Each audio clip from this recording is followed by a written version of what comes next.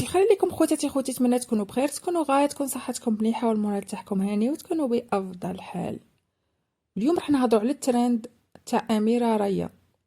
شفت ناس فاتحين عليها لايفات وينتقدوا فيها ويقولوا عليها انها تهكمت على الدين وكاع، بسبب انها دارت يعني صوت نتاع الشيخ يصرخ او بخطاب، يعني خطاب حاد اللهجة، يقول المرأة عندما تخرج من بيتها فهي عورة، وهي عورة عينيها. يعني الناس فهموا أنه تهكم.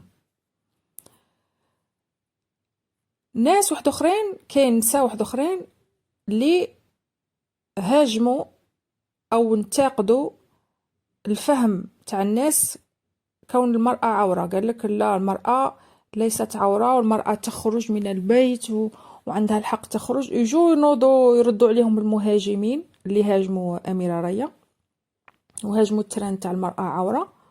يقول لك لا، المرأة خاصها تبقى في الدار، ويستدلوا بآيات وقرنا في بيوتكن، يستدلوا بآيات. والمرأة مادام أنها ماهيش محتاجة، يعني عندها الأب تاعها راه يصرف عليها وكلها ويشربها وجايب لها المأوى، راهم يقولوا باللي هي ما تحتاج أنها تخرج تخدم.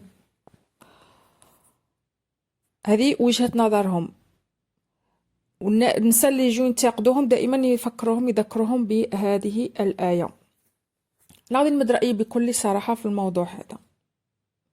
أولا، انتقاد المرأة ووصفها بالعورة من الناحية الدينية أنا لا أناقشه بالدين، لأني لو كان أنا ندخل يعني نبدأ نجيب البراهين الحجج والبراهين من داخل الدين غادي يغلبوني بكل صراحة، غادي يغلبوني. المرأة بالنسبة لهم عندهم أحاديث وآيات وتفاسير، يعني تفاسير دينية معتمدة اللي هو معلوم من الدين. هذا ما يسموه المعلوم من الدين. كي تجي تنتقد المعلوم من الدين يعني راك تحاول أنك تغير من مفهوم الدين.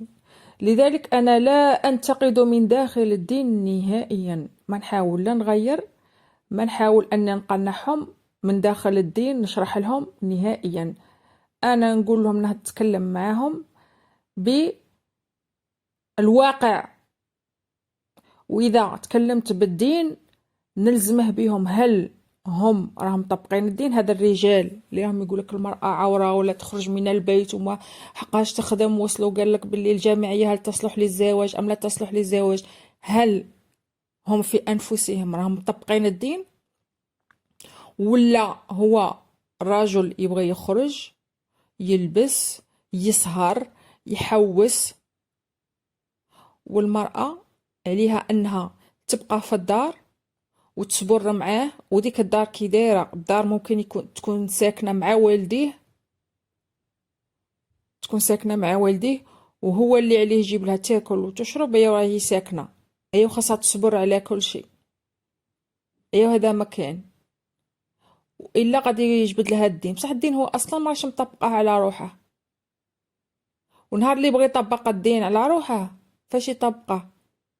طبقه في التعدد، يدخل في يعني في مغامره عاطفيه، نزوه، يبغي ديك النزوه يحللها، يتزوج، خاصها تقبل، لان الدين راه يقول كيما هاك. الحلول في هذه الامور هي التنوير بالقانون، التنوير ديجا بالاعلام. الاعلام هو راه يحرض على النساء. انا نشوف بالاعلام يقول لك المراه خاصها تخرج تحترم زوجها، وتقول لك النساء تاع بكري. المشكله كاين نساء ذكوريات، نساء يجوا ضد النساء كي يرضى عليها الرجل، كي يصفق لها الرجل، وهي عندها حياة معاكسة لما تدعي. وحدة برلمانية في البرلمان دير اجتماعات في البرلمان تصوت لي ضد النساء، ضد قوانين استقلالية النساء المادية والحرية تاعهم، وهي عايشة عكس ما تطالب. هذو نساء ذكوريات همهم مصلحة الرجل. أنا سمحت كي شفت يعني أميرة ريا، ولا أني أميرة ريا عندي اختلافات معها بزاف، يعني ما نتبعش أنا المحتوى تاعها، لكن أنا شفت الأمر عادي. الحديث بهذه الأمور في 2026 صار مهزلة، بكل صراحة مهزلة.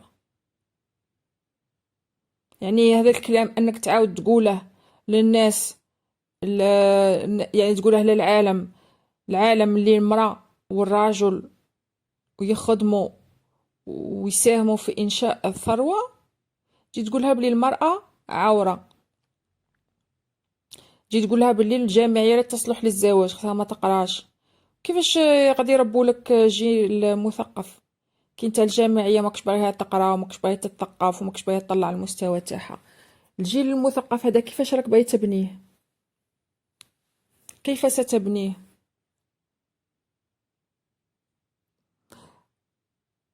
النقاش من داخل الدين، محاولة إقناع هؤلاء الرجال وهاته النسوة الذكوريات لن يجدي نفعا. النقاش والإقناع يكون من خارج الدين. يعني يعني باختصار، الشريعة الإسلامية غير قابلة للتطبيق نهائيا، والإجبار على تطبيق الشريعة الإسلامية يؤدي إلى النفاق. يجوا يهضروا كيما هكا، يهضروا بهذه الطريقة، ولكن هم يعيشوا حياة واحدة أخرى. أنا راهم يقولوها لي، يقولوا لي مادام انت راكي عايشة كيما هكا ما خصكش تقولي هذيك الحياة، ستري على روحك، ما تخبرش قالك كاع. هما يقولوا على رواحهم بلي هما زعما تاني راهم عايشين كيما انا، بصح كيهضروا مع الناس يهضروا على الصلاة ويهضروا على المرأة عورة ويهضروا. واش من فايدة انايا كي نتحاور مع ناس ولا نحشر ناس وهما يكذبوا عليا وانا نكذب عليهم؟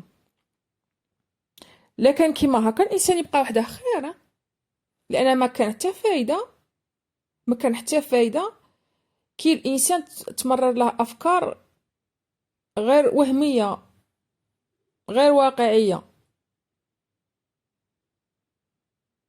في الحقيقة الرجال كيكونوا مع بعضهم بعض يتفاخروا يعني بالعلاقات، يتفاخروا بالسهرات، يتفاخروا حتى لو كانوا متزوجين. أنا نعرف رجال عادي يحكوا عادي هاد الصوالح مع بعضهم بعض، حتى كي تكون عندهم مرأة صديقة. أنا كانوا عندي أصدقاء رجال، مكذبش عليكم، عندي أصدقاء رجال متزوجون ويعرفوني أنا ما نديرش العلاقات، لأني أنا نعرف العلاقة ما بين المرأة والرجل، علاقة الصداقة ما بين المرأة والرجل يضيعها هو كي العلاقة تبغي تقلب شيء آخر، كي تولي حاجة واحدة أخرى راها تضيع العلاقة. كي تدخل فيها الرغبة ويدخل فيها ديك الصوالح راه العلاقة راهي تروح، ما توليش علاقة أخوية. إذا كي يبدو يديروا فيها ثقة ويبدو يحكوا نورمال، هما متزوجين ويديروا علاقات وعادي يقول لك ها كيما هكا دايره. وزاد في نفس الوقت كيما هما يعتبروني كأخت، يحذروني يقولوا لي ما ديريش العلاقات باسكو غادي كي ديري علاقه مع واحد غادي يعتبرك رخيصه. يعني هما يديروا علاقات مع النساء، وهذيك المراه دارت فيه ثقه وعشقت فيه ودارت مع دوك الصوالح اللي هي كترتاح فيهم، هو كتاني كان مرتاح فيهم، وهي مأمنة مصدقة ويقول لها رخيصة. كيجي صح وحده مثلا انا يعتبرني كيما اختاه، ولا يجي يقول لي لا ما ديريش هكا، ما ترخصيش روحك، وفلانه هذيك فيها والفلانه فيها. شفتوا التناقضات كي دايرين، شفتوا الثقه بلي ما كاش ثقه. المراه دائما محتقره، المراه دائما محتقره. الا كان النساء كاع ما راكم كتعايروهم كيما هاك وتقولوا لهم عوره، ما كاش النساء مع من تفريكونت، مع من تبداو تخرجوا مع من مع بعضكم بعض ولا كيفاه؟ شو هذه علاقات سامه، علاقات سامه. أه يبغوا يوهموا رواحهم الحب لاجل الوصول الى شيء بهيمي. النساء مازال يشوفوهم هكا قطعة لحم متنقلة، قطعة لحم تمشي على رجلين. لكن على المرأة أن تربي هذا هو المشكل أولادها العويص. الذكور على احترام النساء، والمدرسة كذلك، والإعلام، وإفهام الناس، توضيح الناس أن الشريعة الإسلامية غير قابلة للتطبيق. كاينة أمور في الشريعة الإسلامية لو كانت نادي بتطبيقها راه يعاقبك عليهم القانون. مثلا إقامة دولة إسلامية محل الدولة الجمهورية الديمقراطية راه يعاقبك عليها القانون. كاين وحدين اللي بغاو هضروا كيما كانوا في السجن. هذا أمر راه مفروغ منه. هذا الرئيس الحالي أو الرئيس الجديد مادام الجمهورية ديمقراطية ممنوع محاولة قلب النظام. الجزائر فيها ملاهي ليلية، أنك تقول للدولة عليها غلق الملاهي الليلية وهذا لأن هذا حرام، هذا مخالف للقانون الجزائري. هذه أمور واقعية، هذه أمور يعني دوكا بقات غير نسا، دوكا هما عارفين الأغلبية ما يروحوش لهاد الأمور لأن عارف بها السجن، بتجي سهلة على المرأة. بس المفروض الدولة كذلك تتحرك، لأن راه نصف الشعب راه يتهكم أو أنه يحاول أنه يؤذي مواطنة جزائرية تكون أم.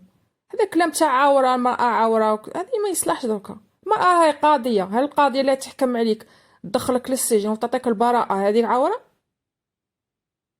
اللي تزوج الناس عورة؟ اللي تقسم لك الميراث عورة؟